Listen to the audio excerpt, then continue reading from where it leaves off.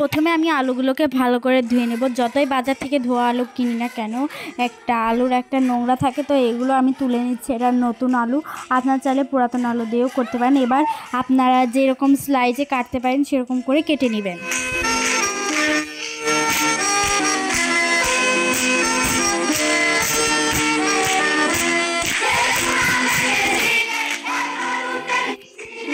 এবার পেঁয়াজ, রসুন, মরিচ এগুলোকে মাঝখান থেকে একটু কেটে নিয়ে চুলাতে একটু চুলা গরম করে, একটু কড়াইটা গরম করে একটু তেল দিয়ে আমি আলুগুলোকে ভেজে নিব।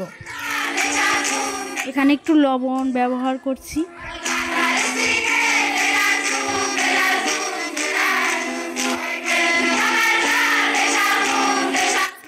একটু লাল লাল করে ভেজে নিব।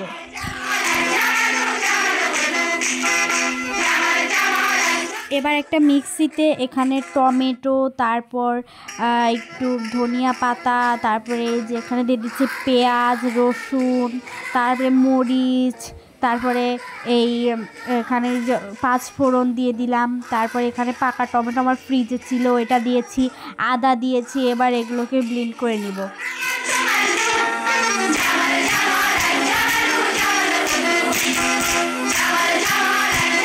এটা ফ্রিজে ছিল, এই জন্য এটা পানিতে একটু ধুয়ে নিয়েছিলাম। তারপরে এই যে হয়ে গেছে। এবার আলুটাকে নামিয়ে নিব।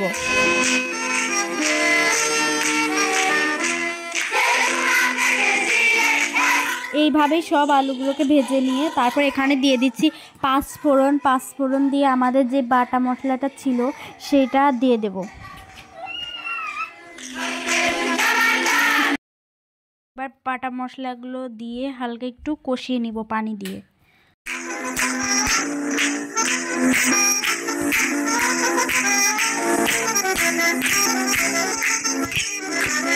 এবার এখানে একটা দিয়ে দিয়েছি গরম মশলার ডাল, এটা আপনারা দিতেও পারেন না পারেন। এখানে স্বাদ মতো লবণ, মরিচের গুঁড়া, হলুদের গুঁড়া, ধনিয়া গুঁড়া। এবার একটু নেড়ে নিব।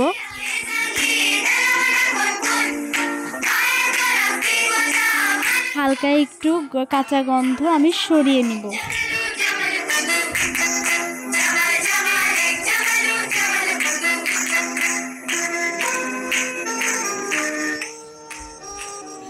আমার কষানো হয়ে এসেছে। এখন একটু ধনিয়া পাতা দিয়ে, তারপর একটু গরম মশলার যে একটা গুঁড়া আছে সেটা দিয়ে, তারপর আলুগুলো দিয়ে দিলাম। এবার একটু কষিয়ে নিয়ে পানি দিয়ে দেব। তারপর আরেকটু ধনিয়া পাতা দিয়ে এবার পানি দিয়ে দেবো। আর এটা নতুন আলু, সেদ্ধ হতে বেশি সময় লাগবে না, পুরাতন আলু দিলে বেশি সময় লাগে।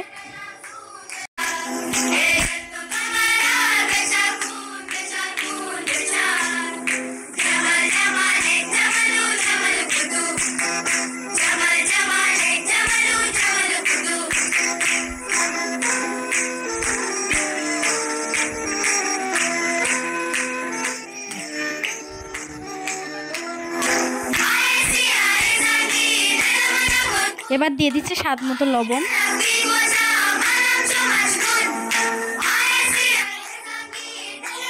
গরম মশলার গুঁড়া। এখন চুলার আঁচটাকে একটু কমিয়ে দেব।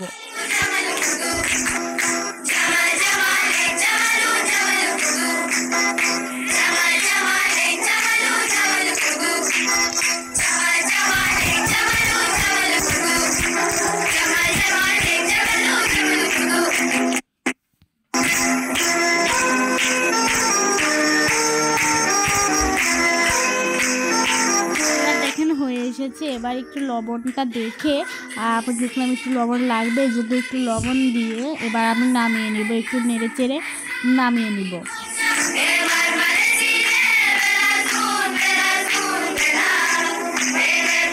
হয়ে গিয়েছে। এটা যেহেতু আমি লুচির সাথে খাবো, এই যেহেতু উপর দিয়ে একটু লবণ এবং ধনিয়া পাতা আমি ছড়িয়ে নিয়েছি। এখানে চাইলে বিট লবণও দিতে পারেন আপনারা। আর এই তো আমাদের রেডি হয়ে গেছে নিরামিষ আলুর দম। এখন বানাতে হবে আমাদের লুচি, এই জন্য আটা আমি বলে এবার একটু ভেজে নিয়ে তারপর আপনাদের সঙ্গে পরিবেশন করব।